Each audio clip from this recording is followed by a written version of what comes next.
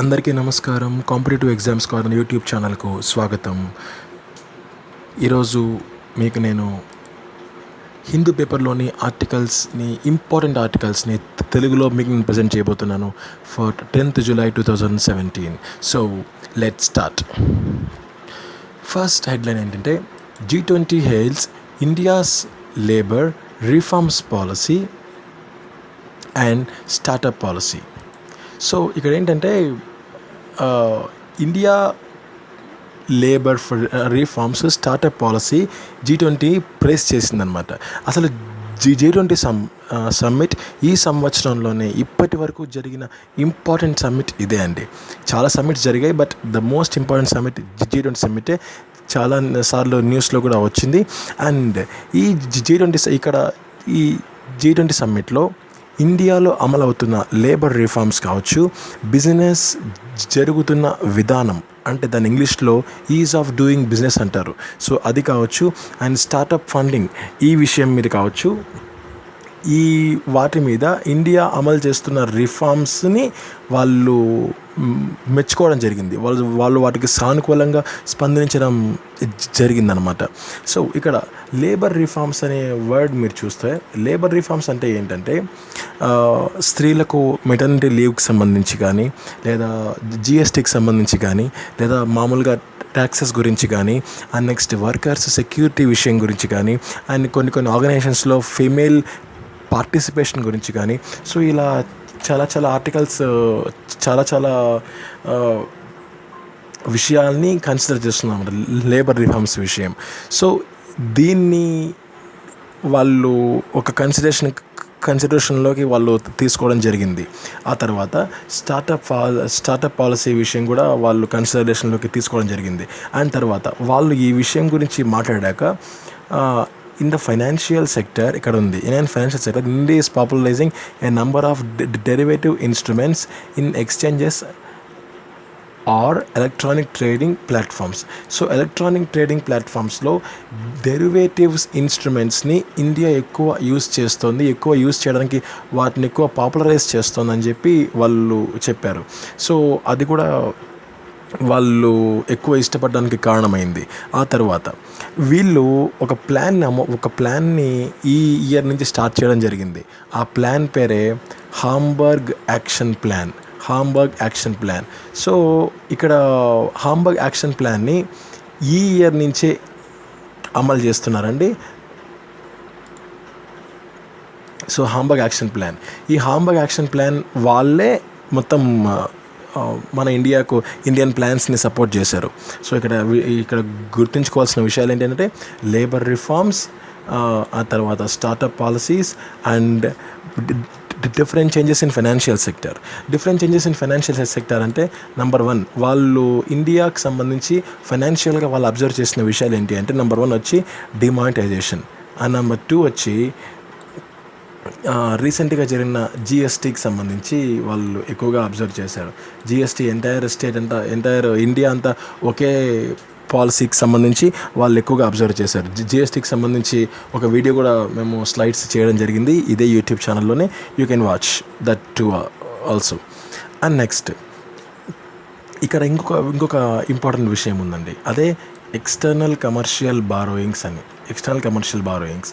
So ఇక్కడ మామూలుగా 2 ఉంటాయండి, 2 బారోయింగ్స్ ఉంటాయి. ఒకటి ఏంటంటే ఎఫ్డిఐ అండ్ ఈసీబీ. ఎఫ్డిఐ అంటే ఏంటంటే ఫారిన్ డైరెక్ట్ ఇన్వెస్ట్మెంట్స్. అంటే అది షేర్స్ని, ఇన్వెస్ట్మెంట్స్ని అండ్ ఈక్విటీని మాత్రమే ఎఫ్డిఐ కాన్సన్ట్రేట్ చేస్తుంది. కానీ ఈసీబీ ఏంటంటే ఓన్లీ ఇంటర్నేషనల్ లోన్స్ మాత్రమే ఫోకస్ చేస్తుంది. అంటే investment of shares for starting a company. ఒక కంపెనీని స్టార్ట్ చేయడానికి ఈసీబీని ఎక్కువగా కన్సిడర్ చేస్తారనమాట. సో ప్రస్తుతానికి ఇండియా చేస్తున్న పని అదే. సో దీన్ని బేస్ చేసుకొని స్టార్టప్ ఫండింగ్కి వాళ్ళు చేస్తున్నారు. సో ఇది కూడా G20 మెంబర్స్కి ఎక్కువగా వాళ్ళు అట్రాక్ట్ కావడానికి ఎక్కువగా స్కోప్ ఉంది. దానికి ఎక్కువ మనకు బాగా హెల్ప్ అయింది. ఆ తర్వాత ఇందాక చెప్పాను నేను ఈజ్ ఆఫ్ డూయింగ్ బిజినెస్ అని. ఆ ఈజ్ ఆఫ్ డూయింగ్ బిజినెస్లో ఇండియా ప్రజెంట్ ర్యాంక్ 130 అండి. 130 ఇండియా ప్రజెంట్ ర్యాంక్. సో ఈ 130 ర్యాంక్ని ఇండియన్ గవర్నమెంట్ ప్రస్తుతానికి 50 లోపు రావడానికి ప్రయత్నిస్తోంది. ఈజ్ ఆఫ్ డూయింగ్ బిజినెస్ బాగా గుర్తుపెట్టుకోండి. ఈజ్ ఆఫ్ డూయింగ్ బిజినెస్లో ఇండియా ర్యాంక్ 130, 50 లోపు రావడానికి ప్రయత్నిస్తోంది. సో ఈ న్యూస్ ఇంకొకసారి మొత్తం ఇంత ఎక్స్ప్లెయిన్ చేస్తాను. G20 సమ్మిట్ జరిగింది. సో ఈ G20 సమ్మిట్ ఇప్పటి వరకు జనవరి నుంచి జూన్ దాకా, ఈ జూలై 10th దాకా జరిగిన అన్ని సమ్మిట్స్ పైకి G20 summit the most important summit అండి. ఈ G20 సమ్మిట్లో ఇండియాకి సంబంధించి లేబర్ రిఫార్మ్స్, అండ్ తర్వాత స్టార్టప్ పాలసీస్ గురించి, అండ్ తర్వాత ఈజ్ ఆఫ్ డూయింగ్ బిజినెస్ అంటే బిజినెస్ జరుగుతున్న విధానం గురించి వాళ్ళు డిస్కస్ చేయడం జరిగింది. దాంట్లో ఇండియాస్ పాలసీస్ వాళ్ళకు బాగా వాళ్ళని అట్రాక్ట్ చేయడం జరిగింది. అవి ఏంటి, లేబర్ రిఫార్మ్స్ ఏంటి అంటే స్త్రీలకు maternity leave and GST and other taxes, తర్వాత workers security and female participation in different type of organisations. So ఇలాంటివన్నీ లేబర్ రిఫార్మ్స్ కిందకి వస్తాయండి. అండ్ ఈ labour reforms next startup policies, different types of startups ఇప్పుడు ఇండియాలో ఫామ్ అవుతున్నాయి. So ఈ startups విషయం కూడా వాళ్ళు కన్సిడర్ చేశారు. ఈ కన్సిడర్ వీటితో పాటే different changes in financial sector. So ఇక్కడ మీరు చూడొచ్చు, the G20 has praised the initiatives of in the country for promoting ease of doing business, startup and funding and labour reforms. So వాళ్ళు ఇక్కడ funding అంటే ఈ funding విషయమే ఇక్కడ link ఉందండి, ఎక్స్టర్నల్ కమర్షియల్ బారోయింగ్స్. సో ఈ ఫండింగ్ కూడా external commercial borrowings ద్వారా వాళ్ళు ఫండ్ చేస్తున్నారు. సో ఈ మూడు వాళ్ళు గమనించి భారత్ని వాళ్ళు ప్రైజ్ చేయడం జరిగింది, మెచ్చుకోవడం జరిగింది. సో నెక్స్ట్ ఇక్కడ ఎక్స్టర్నల్ కమర్షియల్ బారోయింగ్స్ అంటే చెప్పాను. ఫోకస్ FDI అంటే ఫోకస్ ఆన్ షేర్స్. FDI అంటే షేర్స్, ఇన్వెస్ట్మెంట్స్, ఈక్విటీ మీద మాత్రమే ఫోకస్ చేస్తుంది FDI. అండ్ ECB అంటే ఇంటర్నేషనల్ లోన్స్ మీద ఫోకస్ చేస్తుందండి. That's all about EDP and ECB. ఆ తర్వాత ఒక కంపెనీ స్టార్ట్ చేయడానికి, షేర్స్ని ఇన్వెస్ట్ చేయడానికి కూడా ECB బాగా పనికొస్తుంది. And next is of doing బిజినెస్లో ఇండియా ర్యాంక్ 130, ప్రజెంట్ 130 ఉంది. అండ్ 50 లోపు రావడానికి ఇండియన్ గవర్నమెంట్ కృషి చేస్తోంది ప్రస్తుతానికి. That's all for the first news. And the second important article ఏంటంటే, political storm jolts Nagaland ministry. ex-CM Zilliang claims he has numbers. CM sacks 4 ministers. ఇక్కడ ఈ news examination point of view అసలు important అయితే కాదు, కాకపోతే మీరు స్టాటిక్ జీకేని బాగా concentrate చేయాలి. స్టాటిక్ జీకే నంబర్ 1 ఏంటంటే, ex-CM TR Zilliang. సో అది number 1. And number 2 present CM Shurhozelie లిజిట్సు, అది ఆయన ప్రజెంట్ CM. అండ్ నంబర్ 3 ఆ స్టేట్కి సంబంధించిన గవర్నర్, ఆయన పేరు PB Acharya. So here is the governor name PB Acharya, ఆయన థర్డ్. సో ఈ న్యూస్ ఏంటంటే, ex-CM TR Zilliang and present CM Shurhozelie Liezietsu. So Nagaland politics సంబంధించి ద మోస్ట్ ఇంపార్టెంట్ సెగ్మెంట్ 2017కి సంబంధించి. అండ్ ex-CM ఏంటంటే, ఇప్పుడు గవర్నమెంట్ ఫామ్ చేయాలని అనుకుంటున్నాడు. ఆయన దగ్గర అవుట్ ఆఫ్ 59 సీట్స్లో 41 సీట్స్ ఆయన దగ్గర ఉన్నారు. సో నాకు CM పదవి ఇవ్వండి అని రాష్ట్ర గవర్నర్ PB ఆచార్య గారికి లేఖ రాయడం జరిగింది. గవర్నమెంట్ ఫార్మేషన్ కోసం వీలున్నంత వరకు కృషి చేయాలని ఆయన కోరడం జరిగింది. నెక్స్ట్ గవర్నర్ ఎలా స్పందిస్తాడో అది ఒక 3-4 డేస్లో తెలుస్తుంది. అండ్ నెక్స్ట్ అసలు విషయం ఏంటంటే ఫిబ్రవరి ఇక్కడ ఈ లైన్ మీద ఈ పార్ట్ మీరు చూడండి. ఫిబ్రవరి 22 ఈ ఇయర్ ఫిబ్రవరి 22 ఏం జరిగిందంటే ఈ టిఆర్ జెలియాంగ్ సీఎంగా ఉన్నప్పుడు ఒక లోకల్ బాడీస్ ఉమెన్ రిజర్వేషన్ మీద ఆ స్టేట్ వైడ్ చాలా ఆందోళన జరిగింది. సో ఆ ఆందోళనలో ఈయన సీఎంగా కుర్చీ నుంచి దిగిపోవడం జరిగింది. ఆ తర్వాత ఎలక్షన్స్లో ఈయన షూర్ హోజేలీ లిజిట్సు సీఎంగా ఎన్నికవడం జరిగింది. ఆ తర్వాత ఇప్పుడు నాకు ఎమ్మెల్యేస్ ఎక్కువ మంది సపోర్ట్ ఉన్నారు, సో నాకు సీఎం పదవి కావాలి అని చెప్పి ఈయన పట్టుబడుతున్నారు. అది నెక్స్ట్ ఏం జరుగుతుంది అనేది కొద్ది కాలం వెయిట్ చేయాల్సిందే. అండ్ నాగాల్యాండ్ ఈ విషయం గురించి జస్ట్ మనం ఒక ఐడియా కోసం తెలుసుకోవడం తప్ప మనకు ఎగ్జామినేషన్ పాయింట్ ఆఫ్ వ్యూలో పెద్దగా అవసరమైతే లేదు.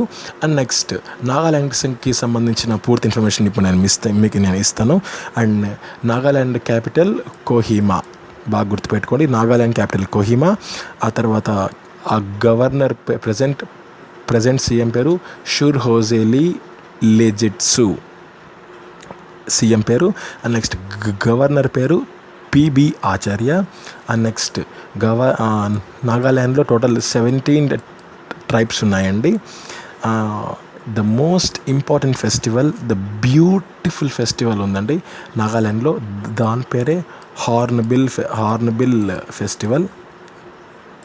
చాలా బ్యూటిఫుల్ ఫెస్టివల్, ఇండియాలో చాలా బ్యూటిఫుల్ ఫెస్టివల్స్ లేదు ఒకటి హార్న్బిల్ ఫెస్టివల్ నాగాల్యాండ్లో.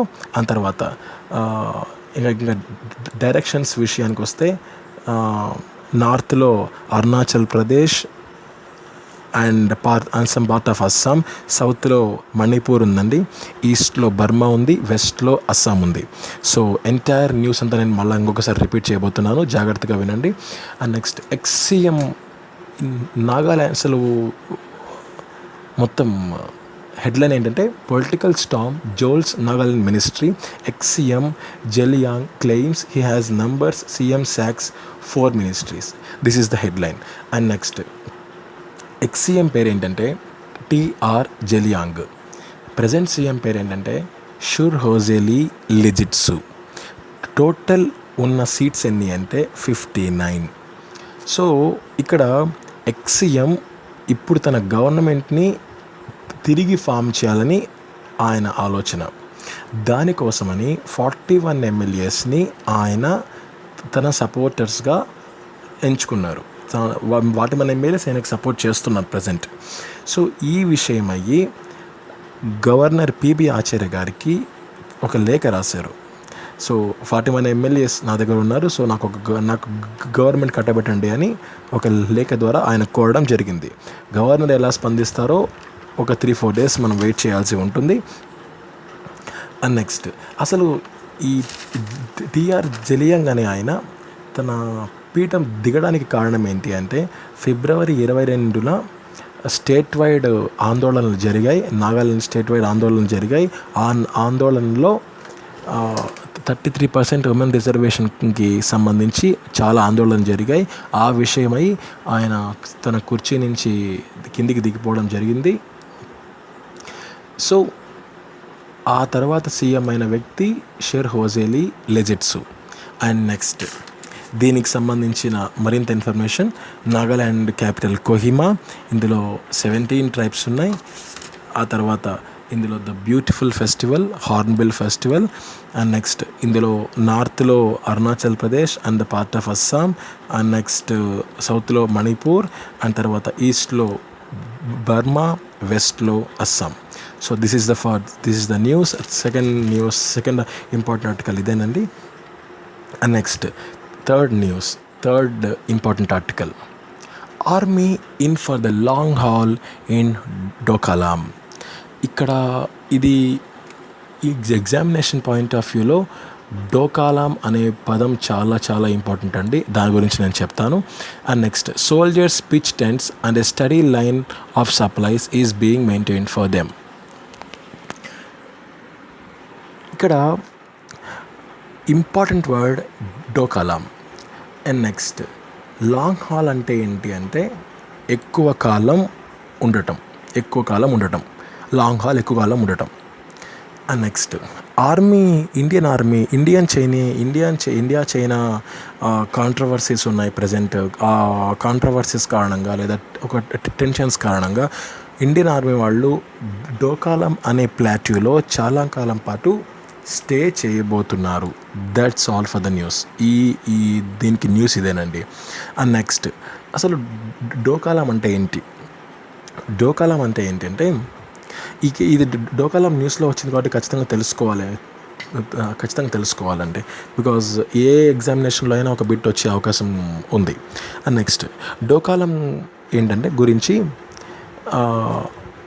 నేను మీకు చెప్తాను. ఇక్కడ 3 రీజియన్స్ ఉన్నాయండి. మొత్తం 3 రీజియన్స్ ఉన్నాయి.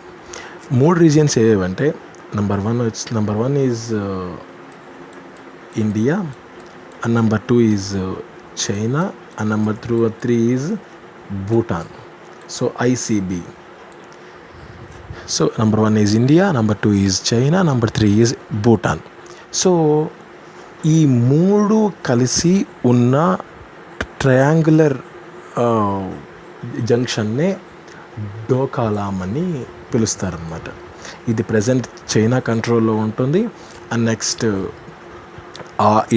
ఇండియాకు ఎటువంటి రైట్స్ లేవండి డోకాలాం మీద. అండ్ నెక్స్ట్ ఇది ఇండియా చైనాకు నాతులాం పాస్ అని ఒక ఇండియా చైనా బార్డర్ ఉందండి. దాని పేరు నాతులా పాస్. ఈ నాతులా పాస్కి ఈ డోకాలాం అనేది 15 కిలోమీటర్స్ దూరంలో మాత్రమే ఉంటుందండి. సో ఈ డోకాలాంని ఇండియాలో డోకాలా అని పిలుస్తారండి. డోకాలా అని పిలుస్తారు. సో ఇది తెలుసుకుంటే సరిపోతుందండి. అండ్ నెక్స్ట్ దీనికి సంబంధించి పెద్దగా ఎగ్జామినేషన్ పాయింట్ ఆఫ్ వ్యూలో పెద్దగా పెద్దగా ఇంపార్టెంట్ ఏం లేదు. సో ఇంకొకసారి ఎక్స్ప్లెయిన్ చేస్తున్నాను. Army in for the long haul in Doklam and soldiers pitch tents a steady line of supplies being maintained for them.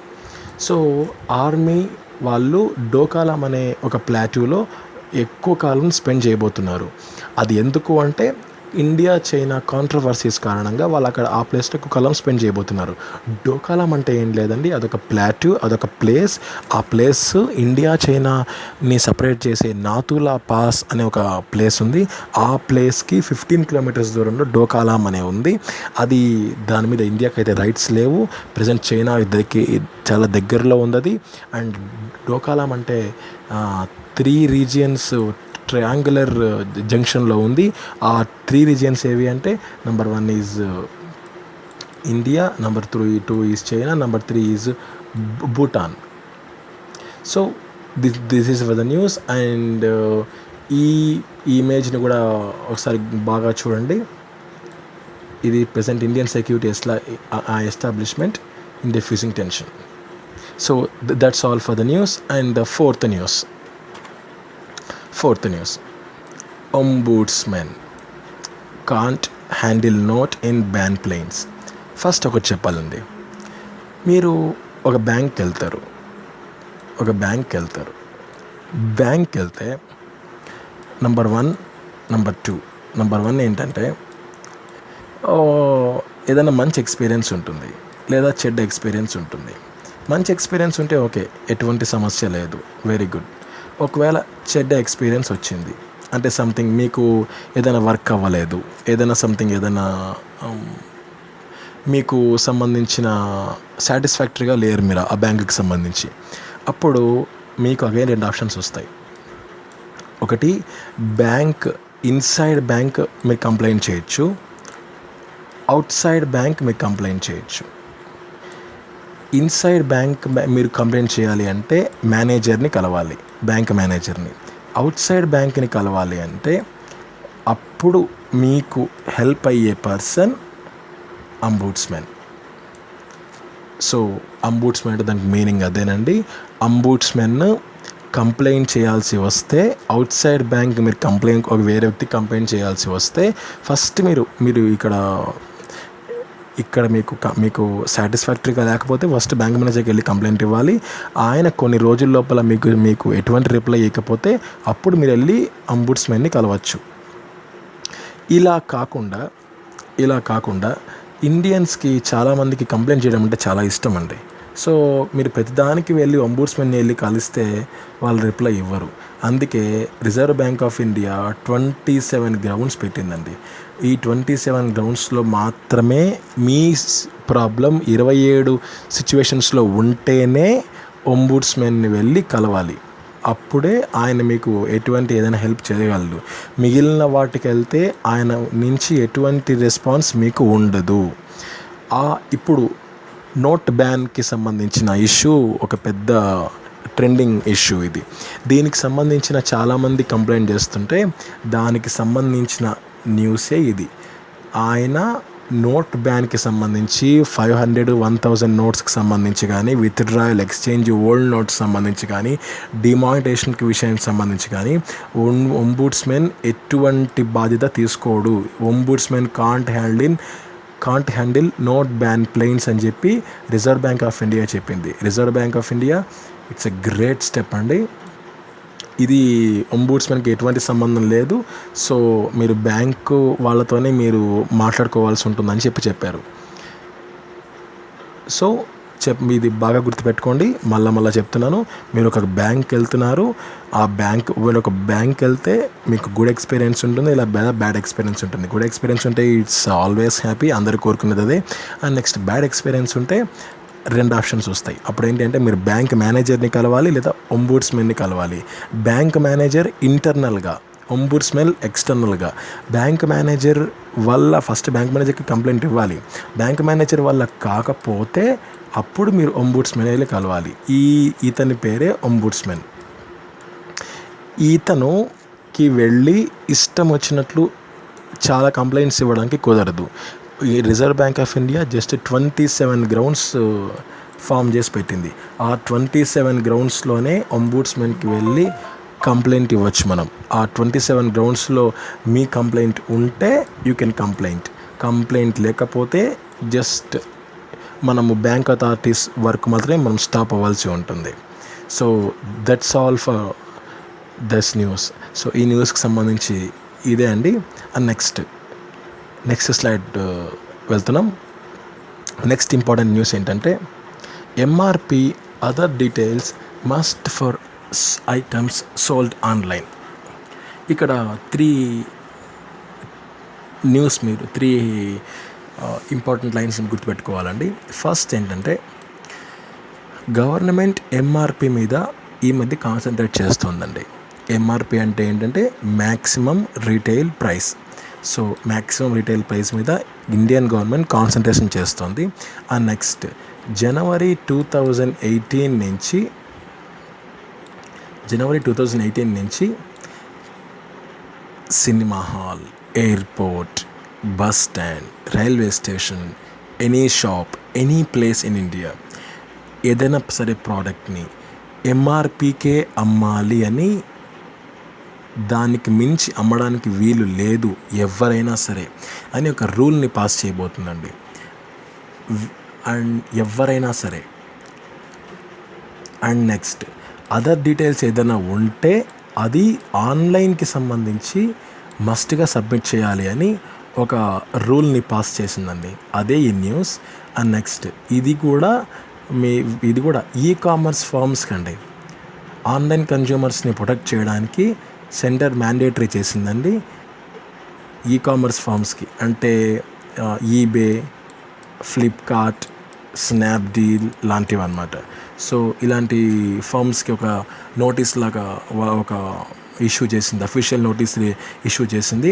And just expiry date, customer care details మాత్రమే ఉండాలి, ఇక ఏది ఉండకూడదు. వాళ్ళు కూడా ఎంఆర్పికి అమ్మాలండి వాళ్ళు కూడా ఇక నుంచి goods. It's a brilliant step by Indian government. It's a great step అండి, చాలా మంచి స్టెప్గా తీసుకున్నారు. అండ్ నెక్స్ట్ ఇవి అత్యంత వెంటనే అప్లికబుల్ కావు కనుక వాళ్ళకు చాలా వర్క్స్ ఉంటాయి, దానికి సంబంధించిన వాళ్ళు ఎన్నో పనులు ఉంటాయి కనుక వాళ్ళ 6 month డెడ్ లైన్ ఇచ్చిందండి. 6 month అయిపోయాక January 2018 January 1 నుంచి ఎంటైర్ ప్రతి గూడ్స్ ఎంఆర్పి ధరకే అమ్మాలని ఇండియన్ గవర్నమెంట్ ఒక నోటీస్ ఇష్యూ చేసిందండి. అది ఈ న్యూస్. అండ్ నెక్స్ట్ హెడ్లైన్కి వెళ్తున్నామండి. Next important article, 2 large groups bid to supply equipment for Chabahar port. Okay, ఇక్కడ మెయిన్ హెడ్లైన్ ఏంటంటే చాబహార్ పోర్ట్ గురించి కొంచెం చెప్పాలి. అదేంటంటే ఇక్కడ రెండు ఇంపార్టెంట్ పోర్ట్స్ ఉన్నాయండి. Number 1 is Chabahar port, number 2 is Gwadar port. So first Chabahar port ఇరాన్లో ఉంటుందండి. ఇరాన్లో ఉన్న ఏకైక port Chabahar port. And next Gwadar port Pakistan port. బాగా గుర్తుపెట్టుకోండి, చాబహార్ పోర్ట్ ఇరాన్లో ఉంటుంది, పాకిస్తాన్లో ఉన్నది గ్వాదార్ పోర్ట్. ఇండియా చాబహార్ పోర్ట్ని డెవలప్ చేయడానికి ట్రై చేస్తుంది. గ్వాదార్ పోర్ట్ పాకిస్తాన్లో ఉంటుంది, దీన్ని డెవలప్ చేయడానికి చూస్తున్న కంట్రీ చైనా. సో బాగా గుర్తుపెట్టుకోండి, Chabahar port, Gwadar port 2 ports ఉన్నాయి. చాబహార్ పోర్ట్ని ఇండియా డెవలప్ చేయాలని చూస్తోంది అండ్ గ్వాదార్ పోర్ట్ని చైనా డెవలప్ చేయాలని చూస్తోంది. అయితే అసలు ఇండియా చాబహార్ పోర్ట్ని ఎందుకు కాన్సన్ట్రేట్ చేసింది అంటే, చాబహార్ పోర్ట్ ఎంత త్వరగా రెడీ అవుతే అంత త్వరగా తన గూడ్స్ అండ్ కానీ తన సర్వీసెస్ని కానీ ఆఫ్ఘనిస్తాన్కి ట్రాన్స్ఫర్ చేయడానికి వీలుగా ఉన్న పోర్ట్ ఇదేనండి. ఇప్పుడైతే పాకిస్తాన్కి మీదుగా వెళ్ళాల్సి వస్తుంది. సో పాకిస్తాన్కు ఇండియాకు క్లాషెస్ ఉన్న కారణంగా చాబహార్ పోర్ట్ మీదుగా ఆఫ్ఘనిస్తాన్కు తన గూడ్స్ని కానీ తన సర్వీసెస్ని కానీ ఇండియా ఈజీగా షిఫ్ట్ చేయొచ్చు. సో దట్ పాకిస్తాన్ని స్కిప్ చేయొచ్చు, పాకిస్తాన్ని డిలీట్ చేయొచ్చు తన ఎక్స్పోర్ట్ అండ్ ఇంపోర్ట్స్లో. సో అందుకు ఇండియన్ గవర్నమెంట్ చాబహార్ పోర్ట్ని విపరీతంగా కాన్సన్ట్రేట్ చేయడం మొదలుపెట్టింది. దీనికోసమై 2 లార్జ్ గ్రూప్స్ దీనికోసమే 2 లార్జ్ గ్రూప్స్ బిడ్ వేశాయి ఇండియన్ గవర్నమెంట్ తరపున. ఆ 2 లార్జ్ గ్రూప్స్ ఏదో ప్రస్తుతానికైతే బయటికి రాలేదు, బట్ కొన్ని నెలల్లోనే ఆ బిడ్ని యాక్సెప్ట్ చేస్తే 2 లార్జ్ గ్రూప్స్ వాళ్ళు అఫీషియల్గా డిక్లేర్ చేస్తారు. సో అంతవరకు వెయిటింగ్ తప్పదు. అండ్ నెక్స్ట్ ఇక్కడ మీరు చూశారు, shipping and road transport highway minister Nitin Gadkari. బాగా గుర్తుపెట్టుకుని, shipping road transport highways minister Nitin Gadkari has earlier said that government was hopeful for the completing the work on the first phase of the project in 2018. 2018లో Chabahar పోర్ట్ని develop చేస్తున్నారు. ఆ port 2018లో complete ఒక just first phase complete అయిపోతుందని చెప్పి ఆయనే declare చేశారు. So this is an official statement, అఫీషియల్గా డిక్లేర్ చేశారు. ఆ తర్వాత bids are under evaluation and final call will be taken soon. ఈ 2 లార్జ్ గ్రూప్స్ ఉన్నాయి, అవి బయటికి రాలేదు. ఆ 2 లార్జ్ గ్రూప్స్ ఇక్కడ బిడ్ వేయడం జరిగింది. సో ఆ బిడ్ వేశాక అది ఇంకా అండర్ ఎవాల్యుయేషన్ ఉన్నాయి, ఇండియన్ గవర్నమెంట్ ఇంకా ఎవాల్యుయేట్ చేస్తూ ఉంది. వాళ్ళు ఎవాల్యుయేట్ చేశాక వాళ్ళకు ఓకే అనిపిస్తే దెన్ వాళ్ళు ఫైనల్ కాల్ ఖచ్చితంగా ఇస్తారండి. బిట్స్ అంటే అవి bits Indian ports global limited IPGL దానికి సంబంధించి వాళ్ళు వేశారండి. నెక్స్ట్ ఇక్కడ ఇంకొక న్యూస్ ఉంది, India keen to expedite work on strategic facility in Iran's Sistan Balochistan. So దానికి సంబంధించి వాళ్ళు మోర్ కాన్సన్ట్రేట్ చేయడం మొదలుపెట్టారు. అండ్ నెక్స్ట్ ఇది ఎక్కడుంది అంటే located in Sistan Balochistan province on energy rich Persian Gulf nation southern Coast that can be easily access from India's west Coast bypassing Pakistan అంటే పాకిస్తాన్ని డిలీట్ చేయాలి, పాకిస్తాన్ని పక్కకి తీసే విధంగా ఈ పోర్ట్ ఇండియాకు చాలా యూస్ఫుల్గా ఉంటుందండి. This is the vital gateway. మీరు ఈ పిక్చర్లో కూడా చూడొచ్చు. ఈ పోర్ట్నే cabinet Indian government cabinet okay చెప్పింది. So this is the image. So entire ఇన్ఫర్మేషన్ని నేను మళ్ళీ చెప్తానండి, ఇంకొకసారి రిపీట్ చేయబోతున్నాను. అదేంటి అంటే 2 large గ్రూప్స్ ఉన్నాయండి. 2 large groups bid to supply equipment for Chabahar port. అంటే 2 large గ్రూప్స్ చాబహార్ పోర్ట్కి వాళ్ళ ఎక్విప్మెంట్ని సప్లై చేయాలని అనుకుంటున్నాయి, బిడ్ వేసాయి. అసలు చాబహార్ పోర్ట్ అంటే ఏంటి అంటే ఇరాన్లో ఉన్న ఏకైక మేజర్ పోర్ట్ చాబహార్ పోర్ట్. పాకిస్తాన్లో ఉన్న ఏకైక మేజర్ పోర్ట్ గ్వేదార్ పోర్ట్. ఇరాన్లో ఉన్న చాబహార్ పోర్ట్ని ఇండియా డెవలప్ చేయాలని చూస్తోంది. గ్వేదార్లో ఉన్న మేజర్ పోర్ట్ని చైనా డెవలప్ చేయాలని చూస్తోంది. సో బికాజ్ ఇండియాకి చైనాకి క్లాష్ ఉంది, ఇండియాకి పాకిస్తాన్కి క్లాష్ ఉంది. సో అది. అండ్ నెక్స్ట్ ఇండియా చాబహార్ పోర్ట్ని ఎందుకు కాన్సన్ట్రేట్ చేసింది అంటే చాబహార్ పోర్ట్ రెడీ అవుతే అప్పుడు ఇండియా తన గూడ్స్ అండ్ సర్వీసెస్ని ఆఫ్ఘనిస్తాన్లోకి ట్రాన్స్ఫర్ చేయడానికి పాకిస్తాన్ రూట్ని స్కిప్ చేయొచ్చు, పాకిస్తాన్ రూట్ని డిలీట్ చేయొచ్చు. సో అందుకని చాబహార్ పోర్ట్ మీద మోర్ కాన్సన్ట్రేషన్ పెట్టింది. అండ్ నెక్స్ట్ ఈ కాన్సన్ట్రేషన్ తర్వాత బిట్స్ వేయడం స్టార్ట్ చేసింది. ఇక్కడ ఉంది బిట్స్ వేయడం స్టార్ట్ చేసింది. ఆ బిట్స్ కూడా ఒక 2 large గ్రూప్స్ వాళ్ళు ఇంట్రెస్ట్ చూపించారు. ఆ 2 large గ్రూప్స్ని అండర్ ఎవాల్యుయేషన్, వాళ్ళు ఇంకా ఎవాల్యుయేషన్లో ఉన్నాయి. వాళ్ళు ఇంకా ఏ డిసిషన్ తీసుకున్నాక అఫీషియల్గా అనౌన్స్ చేయడం జరుగుతుంది. అండ్ నెక్స్ట్ ఇవి కూడా IPGL, ఇది గుర్తుపెట్టుకోవాలి, India ports global limited. So IPGL వారి నేతృత్వంలో ఈ బిట్స్ వేయడం జరిగింది. అండ్ నెక్స్ట్ ఇంకొక ఇంపార్టెంట్ విషయం అండి, అదేంటి అంటే Exim bank rate for greater trade and investment flow with Iran and neighbouring countries. The cabinet last year had cleared proposals for development of Chabahar port including through $150 million credit from Exim bank నుంచి $150 million క్రెడిట్ని Indian government తీసుకోవడం జరిగింది. So first గుర్తుపెట్టుకోవాల్సింది Chabahar port ఇరాన్లో ఉంది. అది India Chabahar పోర్ట్ని develop చేయాలని చూస్తోంది. ఫస్ట్ ఫేజ్ 2018కి అవ్వాలని చాలా గట్టి ప్రయత్నం చేస్తోంది. అది ఎక్కడుందంటే సిస్తాన్ బలూచిస్తాన్ ప్రొవిన్స్లో ఉంది. పర్షియన్ గల్ఫ్ నేషన్స్ సదరన్ కోస్ట్లో ఉంది, ఇండియాస్ వెస్ట్ కోస్ట్లో ఉంది. సో దట్ పాకిస్తాన్ని బైపాస్ చేయొచ్చు. ఆ తర్వాత 2 large గ్రూప్స్ దీనికి అప్లై చేసుకున్నారు. వాళ్ళ అండర్ అవాల్యుయేషన్లో ఉన్నాయి వాళ్ళ అప్లికేషన్స్. సో ఫైనల్గా ఇంకా రాలేదు, వచ్చాక వాళ్ళు అనౌన్స్ చేయడం జరుగుతుంది. అండ్ నెక్స్ట్ ఆ బిట్స్ కూడా ఇండియా పోర్ట్స్ గ్లోబల్ లిమిటెడ్ IPGLకి వాళ్లకు అనుకూలంగా, వాళ్ళ నామ్స్కి అనుకూలంగా బిట్స్ వేయడం జరిగింది.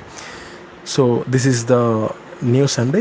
ఆ తర్వాత నెక్స్ట్ ఇంపార్టెంట్ ఆర్టికల్ ఏంటి అంటే EPFO ads 1 crore members since January 1. EPFO అంటే ఏంటంటే ఎంప్లాయ్మెంట్ ప్రావిడెంట్ ఫండ్ ఆర్గనైజేషన్. అది January 1 నుంచి 1 కోటి మందిని యాడ్ చేసుకుందంట. అంటే ఈ 6 months 10 daysలో 1 కోటి మందిని యాడ్ చేసుకుంది. So that's the news. So more than 1 crore workers have come under the fold of Employees Provident Fund Organization in its first ever enrollment campaign rolled out on January 1. So January 1లో ఒక campaign role చేయడం జరిగింది. దాని నుంచి 1 crore members add అయ్యారు. ఈ present వరకు. So enrol 1.01 అండి. 1.01 అంటే 1 crore 1 lakh. 1 crore 1 lakh.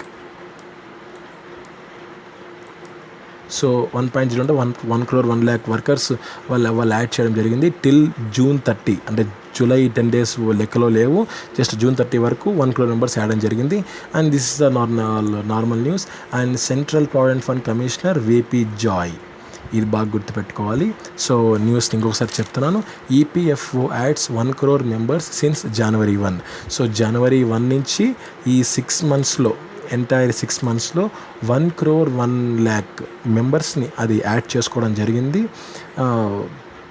ఒక క్యాంపెయిన్ రన్ చేయడం జరిగింది. ఆ క్యాంపెయిన్ నుంచి ఇప్పటి వరకు 1 crore 1 lakh మంది యాడ్ అయ్యారు. So this is the news అండి. And next present central provident fund commissioner VP Joy, that's news. And next important article అండి. అండ్ తర్వాత ఇంకొక ఇన్ఫర్మేషన్ ఇవ్వాలి. ఈ EPFO అనేది మొట్టమొదట స్టార్ట్ అయింది 1952లో అండి. ఇది కూడా EPFO జస్ట్ న్యూస్లో ఉంది కనుక దానికి సంబంధించిన ప్రతి బిట్టు అడిగే ఛాన్స్ ఉంది. ఇది కూడా నోట్ చేసుకోండి. EPFO స్టార్ట్ అయింది 1952లో. సో ఇది కాస్త గుర్తుపెట్టుకుంటే లాభమే తప్ప నష్టం లేదు. So next important article, demystifying debt funds as an investment option. Demystifying debt funds as an investment option. అసలు డీమిస్టిఫైయింగ్ అంటే ఏంటి? డీమిస్టిఫైయింగ్ అంటే ఏంటంటే, ఇంగ్లీష్లో కట్టి చెప్పాలి అంటే మేక్ లెస్ మిస్టీరియస్, అంటే ఉన్నదాన్ని బయట పెట్టాలి. సో మేక్ లెస్ మిస్టీరియస్ అంటే ఎక్కువ మిస్టీరియస్ కాకుండా ఉన్నదాన్ని బయట పెట్టాలి. దట్స్ ద డీమిస్టిఫైయింగ్కి సంబంధించిన మీనింగ్. సో అది debt funds as an investment option. So okay, debt funds అంటే ఏంటి? డెట్ ఫండ్స్ అంటే ఏంటో చెప్తానండి. మామూలుగా ఫండ్స్ 2 రకాలు ఉన్నాయండి. ఫండ్స్ 2 రకాలు ఉన్నాయి. ఒకటి equity funds, next debt funds. Equity funds invest only in shares. Debt funds everything other than shares. Shares కాకుండా మిగిలినవన్నీ డెట్ ఫండ్సే. అంటే ఫండ్స్ 2 రకాలు, ఒకటి ఈక్విటీ ఫండ్స్, రెండు డెట్ ఫండ్స్. అయితే ఈక్విటీ ఫండ్స్ని ఓన్లీ షేర్స్లోనే ఇన్వెస్ట్ చేయాలి. డెట్ ఫండ్స్ని షేర్స్ కాకుండా ఇంకా దేంట్లో అయినా ఇన్వెస్ట్ చేయొచ్చు. సో దట్స్ ఈ 2 అండి. ఆ తర్వాత ఇక్కడ 1 2 3 4 అండ్ 5. సో 1 2 3 4 5. సో ఈ 5 క్వశ్చన్స్ ఉన్నాయి. ఈ 5 క్వశ్చన్స్ ఇప్పుడు మనం వరుసగా చూద్దాం. So first question, what are debt funds? Debt funds అంటే ఏం లేదండి, ఇందాక చెప్పాను. ఈ ఈక్విటీ ఫండ్స్ని అదర్ దాన్ ఈక్విటీ ఫండ్స్ అయితే ఓన్లీ ఇన్వెస్ట్మెంట్ ఓన్లీ షేర్స్లో చేయాలి. అదర్ దాన్ షేర్స్ని దేంట్లో ఇన్వెస్ట్ చేసినా అది డెట్ ఫండ్స్లో ఉంటుందండి. So while equity funds invest mostly in shares of listed companies, debt funds invest in investment like government bonds, commercial papers, certificate deposits and non convertible debentures. So అంటే షేర్స్లో కాకుండా వీటిలో ఎక్కడైనా సరే డెట్ ఫండ్స్ని యూజ్ చేయొచ్చు. And next, debt funds invest in such securities and earn interest income that is shared among the investors after deducting the fund management ఛార్జెస్ని deduct చేశాక, ఫండ్ మేనేజ్మెంట్ ఛార్జెస్ని తగ్గించుకున్న తర్వాత వాళ్లకు ఇవ్వాల్సిన ఇంట్రెస్ట్ షేర్ ఏదో ఉంటుందో అది వాళ్ళు ఇవ్వడం జరుగుతుందండి. సో అది డెట్ ఫండ్కి సంబంధించిన news, first question. And the second question, what are the different types of debt funds? Debt funds వచ్చి టోటల్ 4 టైప్స్ అండి. ఫస్ట్ది లిక్విడ్ ఫండ్స్. నేను ఏదైతే అండర్లైన్ చేస్తానో దాన్ని బాగా కాన్సన్ట్రేట్ చేయండి. ఫస్ట్ది డెట్ ఫండ్స్, అది నేను మీకు చెప్తాను. డెట్ ఫండ్స్ ఏంటి అంటే ఓన్లీ 90 days ఉంటాయండి, 90 days. అండ్ సెకండ్ది short term funds. Short term funds ఏంటి అంటే ఇవి టిపికల్లీ 3 to 6 months ఉంటాయండి. And next corporate debt fund, ఇది థర్డ్ టైప్. ఇది అప్ టు 3 years వరకు ఉంటాయండి, అప్ టు 3 years వరకు ఉంటాయి. And next long term fund అండి, ఇక్కడ ఉంది లాంగ్ టర్మ్ ఫండ్. సో ఇది more than 3 years up to 5 years.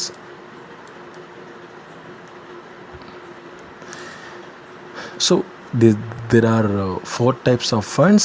First వచ్చి లిక్విడ్ ఫండ్స్ అండి, ఇది 90 days ఉంటుంది. And next short term funds, ఇది 3 to 6 months ఉంటుంది. And next corporate debt fund, ఇది 3 years ఉంటుంది. And next long term funds, ఇది 3 to 5 years ఉంటుందండి. సో ఈ న్యూస్ ఇదేనండి, బాగా గుర్తుపెట్టుకోండి. What are the different types of funds అంటే మొత్తం 4 types ఆఫ్ ఫండ్స్. ఒకటి liquid funds, short term funds, and corporate debt funds, and long term funds. So liquid funds అంటే 90 days, షార్ట్ టర్మ్ ఫండ్స్ అంటే 3 to 6 months, corporate debt funds అంటే 3 years, long term funds అంటే 3 to 5 years. So 4 types of funds. And next question, do retail investors invest in debt funds? Retail investors అంటే ఎవరు కాదండి, మనమే అనుకోవాలి. ఈ question ప్రకారంగా రీటైల్ ఇన్వెస్టర్స్ డెట్ ఫండ్స్లో ఇన్వెస్ట్ చేయొచ్చా? ఇదంతా వదిలేసేయండి. సో నేను బ్రీఫ్గా చెప్తాను మీకు. రీటైల్ ఇన్వెస్టర్స్ డెట్ ఫండ్స్లో ఇన్వెస్ట్ చేయొచ్చా అంటే, కరెక్ట్గా చెప్పాలి అంటే డెట్ ఫండ్స్లో రిస్కీ ఎక్కువ ఉంటుంది. అంటే మనము పెట్టింది వస్తుందనే నమ్మకం చాలా తక్కువ ఉంటుంది, రిస్క్ చాలా ఎక్కువ ఉంటుంది. అంటే క్షణానికి మారిపోయే ఛాన్స్ ఉంటుంది. ఈరోజు 40,000 వస్తే రేపు 40,000 వస్తుందనే నమ్మకం ఉండదు. అది 60 రావచ్చు, లేదా 40 కంటే తక్కువ 20,000 రావచ్చు. So it's a high risky financial planning అండి డెట్ ఫండ్స్ అనేది. సో ఇది అంత సేఫ్ అయితే కాదు. బట్ రిస్కీ నేను ఫేస్ చేస్తాను అనుకుంటే then it will be best for you, అది మీకు బెస్ట్ అండి. సో ఇది రిస్కీనే, కానీ మంచి రిటర్న్స్ని ఇచ్చే సంస్థ అయితే ఉన్నాయి. బట్ రిస్క్ అయితే చాలా రిస్క్ అండి ఇది. సో ఇది ఈ క్వశ్చన్ అండి. అండ్ నెక్స్ట్ క్వశ్చన్ ఏంటంటే, are they better than bank deposits? బ్యాంకులో పే చేస్తుంటామండి. ఫర్ ఎగ్జాంపుల్ ఆంధ్ర విషయానికి వస్తే, అనంత గ్రామీణ బ్యాంకులో చాలా ఎక్కువ రిటర్న్స్ వస్తాయి ఎఫ్డి విషయమై, దాని విషయమై. అండ్ ఎఫ్డీస్ వచ్చి మనకు పోస్ట్ ఆఫీస్లో ఎఫ్డీస్ ఉంటాయి. అండ్ నెక్స్ట్ డిఫరెంట్ బ్యాంక్స్లో ఎఫ్డీస్ ఉంటాయి. సో వీటిలో ఇన్వెస్ట్ చేయడం కంటే డెట్ ఫండ్స్లో వీటిలో ఇన్వెస్ట్ చేయడం మేలా, డెట్ ఫండ్స్లో ఇన్వెస్ట్ చేయడం మేలా అని క్వశ్చన్ ఇక్కడ. సో నో డౌట్ బ్యాంక్లో ఇన్వెస్ట్ చేయడమే best, because debt funds offer more return than bank fixed deposits. Bank fixed deposits కంటే డెట్ ఫండ్స్ చాలా ఎక్కువ ఇస్తాయి. And that is the one reason who many HNI and institutions use such schemes for their treasury operations అని అన్నారు. So HNI అంటే ఏంటి అంటే high net worth individual. బాగా గుర్తుపెట్టుకోండి, HNI అంటే హై నెట్వర్త్ ఇండివిజువల్. వాళ్ళు కానీ హై నెట్ అంటే కాస్త ఎక్కువ రిచ్ పర్సన్స్, వాళ్ళు అండ్ ఇన్స్టిట్యూషన్స్ కావచ్చు, వాళ్ళు దీన్ని ఎక్కువగా ప్రిఫర్ చేస్తారు.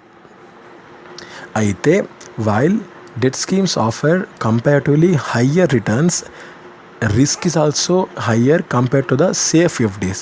బ్యాంక్స్లో అయితే మీరు ఒకసారి ఎఫ్డి కట్టేస్తే మీకు ఇంకా ఆలోచించాల్సిన పని ఉండదు. అది ఏ పొజిషన్ వచ్చినా కూడా మీకు వాళ్ళు చెప్పిన ఇంట్రెస్ట్ అమౌంట్ మీకు ఖచ్చితంగా చేరుతుంది.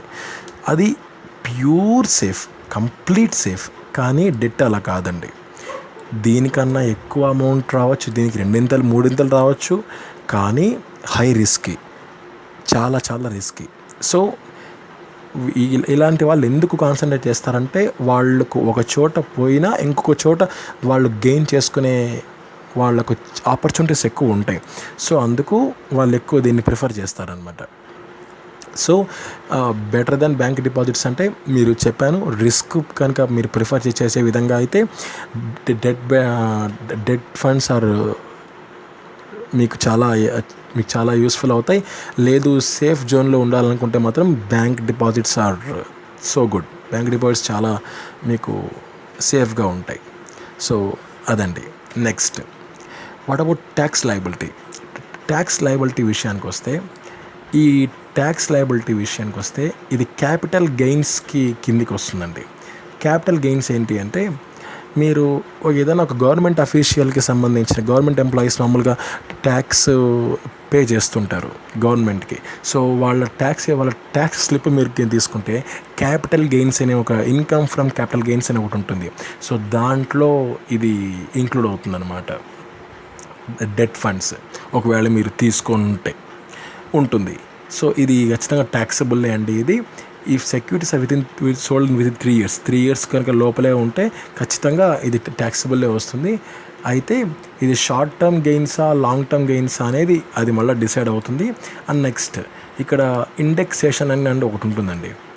అండ్ ఇండెక్సేషన్తో కలిపి అయితే 20%, ఇండెక్సేషన్ కాకుండా అయితే 10% మాత్రమే ట్యాక్సేషన్ ఉంటుందండి. అసలు ఇండెక్సేషన్ అంటే ఏంటి అంటే, గెయిన్స్ రేట్ ఆఫ్ ఇన్ఫ్లేషన్తో మల్టిప్లై చేయాలండి. అంటే వాటితో అడ్జస్ట్ చేయాల్సి ఉంటుంది. ఇది మామూలుగా అకౌంటెన్సీ వాళ్ళకు బాగా అర్థమవుతుంది. రేట్ ఆఫ్ ఇన్ఫ్లేషన్తో గెయిన్స్ని అడ్జస్ట్ చేయాల్సి ఉంటుంది. వాటి నుంచి వచ్చాక వచ్చే రిజల్ట్నే నెట్ ట్యాక్సబుల్ గెయిన్స్ అని అంటారనమాట. ఈ ప్రాసెస్ చేస్తే ఇండెక్సేషన్, చేయకపోతే వితౌట్ ఇండెక్సేషన్. సో చేయాల్సినవి కొన్ని ఐటమ్స్ ఉంటాయి, చేయకూడనివి కొన్ని ఉంటాయి. సో వాటిని బట్టి ఆ ట్యాక్స్ రేట్ డిసైడ్ అవుతుంది. This is all of tax liability. And next important topic ఏంటి అంటే, so this is than important so these are the questions అండి. demystifying the debt funds as an investment option. So a safer bet అని ఇక్కడ image ఉంది. So ఇది news దీనికి సంబంధించిన news ఇదేనండి. And next important article, Bottas wins a cliffhanger, holds off Vettel, Hamilton fourth for Mercedes. So this is the complete sports news అండి ఇది. And next ఇక్కడ మీరు చూస్తే డ్రైవర్స్ పెరేడ్ ఉంది. ఆ డ్రైవర్స్ పెరేడ్లో ఈయన వెల్టరీ బోటాస్ అని ఆయన గెలిచాడు. ఆ ఇమేజ్ అనమాట. సో రిజల్ట్స్ మీరు చూస్తే వెల్టరీ బొటాస్ ఆయన మెర్సిడీస్. సో ఆయన 21:48 seconds ఆయన గెలవడం జరిగింది. సెకండ్ పొజిషన్లో సెబాస్టియన్ వెటెల్ ఫెరారీ ఉన్నారు. అండ్ థర్డ్ పొజిషన్లో డానియల్ రికార్డియో ఉన్నారు, రెడ్ బుల్. ఫోర్త్లో లూయిస్ హ్యామిల్టన్ మెర్సిడీస్. సో ఇది రిజల్ట్స్ అనమాట, మెయిన్ రిజల్ట్స్ అనమాట. అండ్ నెక్స్ట్ సెకండ్ ఏంటంటే స్టాండింగ్స్ అనమాట. వీటిలో డ్రైవర్స్ పొజిషన్స్ చూస్తే వెటెల్ ఫస్ట్ పొజిషన్లో ఉన్నాడు, Hamilton second position, Bottas third and Ricciardo fourth position. And next constructors positions చూస్తే first Mercedes, next Ferrari, Red Bull and Force India. So ఇది మనకు computer ఎగ్జామ్స్కి ఎటువంటి యూజ్ అవ్వదు, బట్ జస్ట్ తెలుసుకోవడం ఇంపార్టెంట్. ఇది ఆస్ట్రియన్ గ్రాండ్ ప్రిక్స్ అండి. ఇందులో ఈయన గెలిచాడు. ఆయన పేరే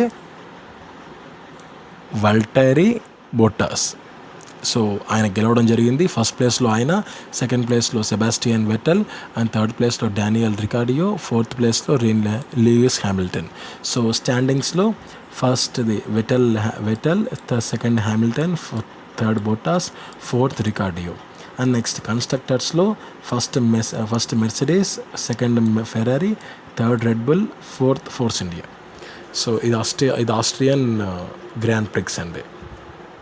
సో నెక్స్ట్ ఇంపార్టెంట్ ఆర్టికల్ ఏంటంటే, double joy for Lakshmanan, first Indian to complete a 5,000 to 10,000 metre double at Asians host top table. So ఇక్కడ ఏంటంటే గోవిందన్ లక్ష్మణన్ ఒక 5,000 మీటర్స్ గోల్డ్ని ఆయన సాధించారండి. సో ఇండియాస్ ఫస్ట్ ఇండియన్ అనమాట. సో ఇది ఖచ్చితంగా గుర్తుపెట్టుకోండి. First Indian to complete 5,000 to 10,000 metres double at Asians వచ్చి గోవిందన్ లక్ష్మణన్. సో ఇది 22nd ఏషియన్ అథ్లెటిక్స్లో ఛాంపియన్షిప్లో జరిగింది. అట్ 10,000 మీటర్స్ గోల్డ్ని ఆయన గెలుచుకోవడం జరిగింది. To complete who now has a 2 tickets for the next month's London Worlds. So అతనికి ఛాన్స్ వచ్చింది. Became the first Indian to complete 5,000 metres double at the Asians. So రెండు ఆయన beat చేసి గోల్డ్ సాధించడం జరిగింది. Is the first Indian to achieve that award. ఆ అవార్డుని achieve చేసిన ఫస్ట్ ఇండియన్ ఈయనే అండి.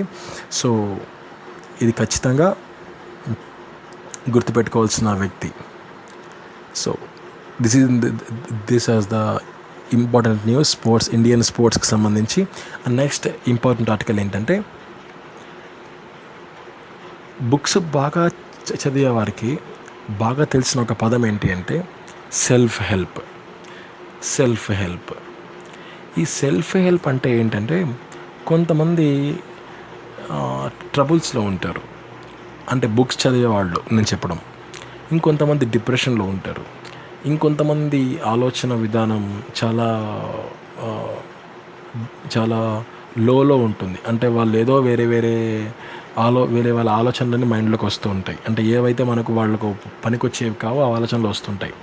అలాంటప్పుడు ఆ బుక్స్లో వాళ్ళకు ఉపయోగపడేది ఏంటి అంటే, వాళ్ళ మైండ్ని రైట్ సైడ్కి రైట్ సెగ్మెంట్కి తీసుకెళ్ళే పార్ట్ ఉంటుందండి బుక్లో. కొన్ని బుక్స్లో ఆ పార్ట్ పేరే సెల్ఫ్ హెల్ప్.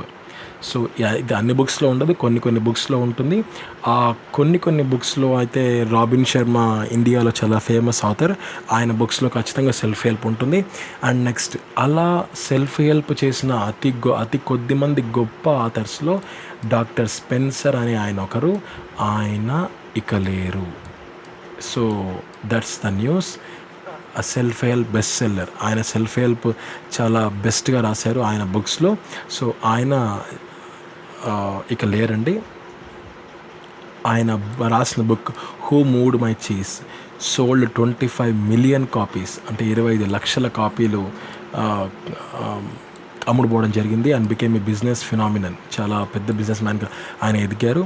అండ్ నెక్స్ట్ ఈయన ఫస్ట్ బుక్ ఏంటి అంటే medical doctor. Johnson was a medical doctor turned children's author when he wrote his first book 1 Minute Manager in 1982. ఇది బాగా గుర్తుపెట్టుకోవాలి.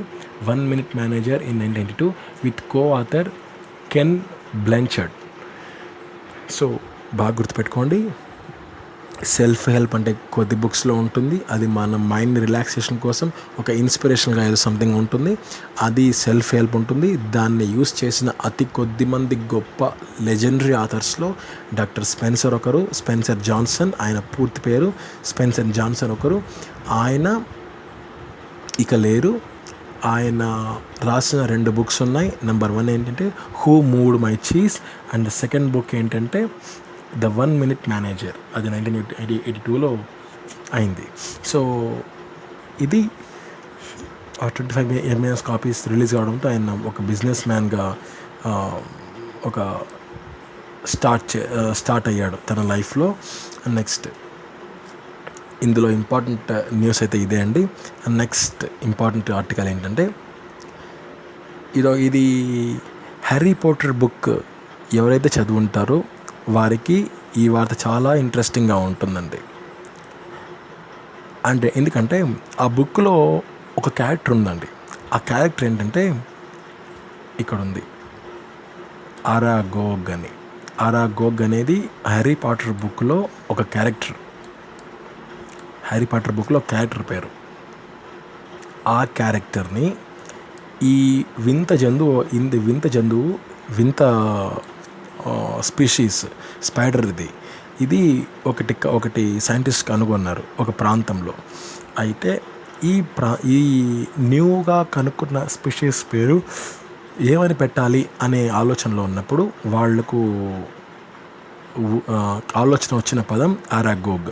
సో దీన్ని కాస్త మాడిఫై చేసి అరాగోగి అని వాళ్ళు నామకరణం చేశారు. ఇది 1 inch long body. So spider species కొత్తది వాళ్ళకు సైంటిస్టులు కనుక్కున్నారు. ఆ స్పైడర్ స్పీషీస్ దాని పేరు వాళ్ళు ఇంకా పెట్టలేదు. వాళ్ళ ఆలోచనలో ఉండగా వాళ్లకు మైండ్లోకి వచ్చిన పేరు అరాగోగ్. అరాగోగ్ అంటే ఏంటంటే హ్యారీ పాటర్ బుక్లో ఒక క్యారెక్టర్ పేరు అరాగోగ్. ఆ అరాగోగ్ పేరునే ఇప్పుడు అరాగోగి అనే పేరుని కాస్త చేంజ్ చేసి యాడ్ చేసి వాళ్ళు ఈ స్పైడర్ కొత్త స్పీషీస్ పేరుకి వాళ్ళు నామకరణం చేశారు, పేరు పెట్టారు. అండ్ ఇది 1 inch long body, just 1 inch మాత్రమే ఉంటుంది ఆ body. So this is the news. And next important news ఏంటి అంటే, Saint Mother Teresa blue border sari is intellectual property. Trademark registration goes to Missionaries of Charity. Missionaries of Charity గురించి మీకు అందరికీ తెలిసిందే. Mother Teresa గారు స్టార్ట్ చేసిన foundation పేరు Missionaries of Charity. ఇది కలకత్తాలో ఉంటుంది. అండ్ నెక్స్ట్ మదర్ తెరీసా గారి డ్రెస్ చాలా యూనిక్ అండి. బ్లూ బార్డర్లో వైట్ డ్రెస్ బ్లూ బార్డర్లో ఉంటుంది. అండ్ నెక్స్ట్ ఇప్పుడు ఆ డ్రెస్కు ఐపీఆర్ వచ్చిందండి. ఐపీఆర్ అంటే ఏంటి లేదండి, ఇంటెలెక్చువల్ ప్రాపర్టీ రైట్. ఇక్కడ ఉందండి, ఇంటెలెక్చువల్ ప్రాపర్టీ రైట్. సో అసలు ఐపీఆర్ ఎందుకు వచ్చింది అంటే ఇక్కడ మొత్తం ఉందండి. The famous blue bordered sari of Mother Teresa who has been canonized as Saint Teresa of Calcutta by the Vatican has been recognized as an intellectual property of the Missionaries of Charity. Missionaries of Charityకి సంబంధించి వాళ్ళు ఈ డ్రెస్ని trademark registration చేయించారండి. And next ఈ డ్రెస్కి సంబంధించి కాస్త unfair usage ఉందండి. Unfair usage అంటే ఏం లేదండి, దీన్ని అడ్డం పెట్టుకొని కాస్త ఏ పనులు అయితే చేయకూడదో అలాంటి పనులు చేస్తున్నారు కొంతమంది. సో వాళ్ళు ట్రేడ్మార్క్ రిజిస్ట్రేషన్ చేసుకోవడానికి మెయిన్ కారణం కాదు, కానీ ఇది కూడా ఒక కారణమే. సో వాళ్ళు ట్రేడ్మార్క్ రిజిస్ట్రేషన్ చేసుకోవడం జరిగింది. సో ఇప్పటి నుంచి ఆ డ్రెస్ని ఎవరు పడితే వాళ్ళు వేస్తే కుదరదు, దానికి కొన్ని రైట్స్ ఉన్నాయి. సో ఆ రైట్స్ని ఫాలో అయిన వాళ్ళే ఆ డ్రెస్ వేసుకోవడానికి అర్హులు. అండ్ నెక్స్ట్ ఈ న్యూస్ చూడండి. It is the first time ever that uniform has been protected under the intellectual property rights, the attorney said. So ఒక వ్యక్తి యూనిఫామ్ని ఇంటెలెక్చువల్ ప్రాపర్టీ రైట్స్కి అనుగుణంగా కాపాడడం ఇది ఫస్ట్ టైం అండి, first time ever uniform has been protected under the intellectual property rights. So ఇది బాగా గుర్తుపెట్టుకోండి. ఒకరి యూనిఫామ్ని ఇంటెలెక్చువల్ ప్రాపర్టీ రైట్స్తో కాపాడడం ఫస్ట్ టైం. ఆ యూనిఫామ్ ఎవరిదో కాదు, great person, great legend Mother Teresa గారిది. So these all for the news అండి. జూలై 10th సంబంధించిన హిందూ న్యూస్ ఇవే. So much thanks for watching. And next daily ఇలా అప్లోడ్ చేయడం జరుగుతుంది. Keep supporting. Thank you so much. జై హింద్.